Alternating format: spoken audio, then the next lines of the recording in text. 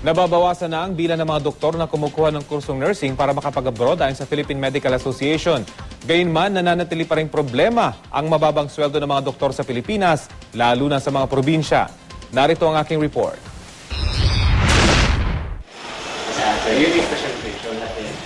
Hindi sumabay sa mga kaklase si Chico Panga nang mag-exam sila para sa August 2012 Physician Licensure Examination. Naoperahan daw kasi siya, kaya naman itong Pebrero lang siya kumuha ng pagsusulit. Laking gulat niya nang may tumawag at sinabing siyang top-notcher sa eksaminasyon. Nasa mall ako, dinidistract ko po yung sarili ko. Tapos paano mo dinouble check na ikaw na ngayon nag-top? Sa internet po, sa website po ng PRC. Ayun, mukhang totoo naman pala.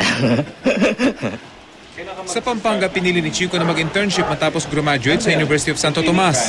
Doon na rin daw niya isasagawa ang kanyang specialization. Wala na rin daw siyang balak lumabas ng bansa.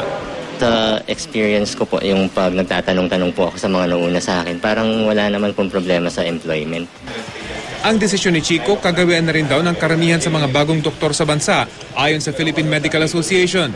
Marami naman tayong mga openings dito sa mga hospitals natin sa buong Pilipinas na tumatanggap ng mga residency program para sila ay maging espesyalista.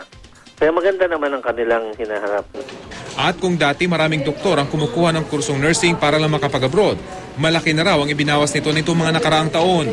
Kung meron man hindi na marami. Dahil lang opportunity abroad para sa nurses ay medyo bawas na rin.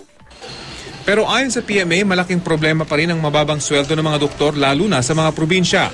Kaya naman hindi pa rin daw maiwasang may mga doktor na mag-isip umalis ng bansa, lalo na kung may magandang offer. Bagay na pilit naman umunong tinutugunan ng DOH. Ang sinabi ng Department of Labor and Employment na nag-anunsyang bansang Oman na nangangailangan sila ng mahigit 3,000 mga doktor at nurse. May kakulangan daw kasi ngayon ng Oman ng mga medical professionals na posible unong umabot ng halos 9,000 pagdating ng 2015. Pero babala ng dole, tiyakin ng mga mag-a-apply sa Oman na dumaan sa POAA licensed recruitment agencies para hindi maloko ng mga illegal recruiter.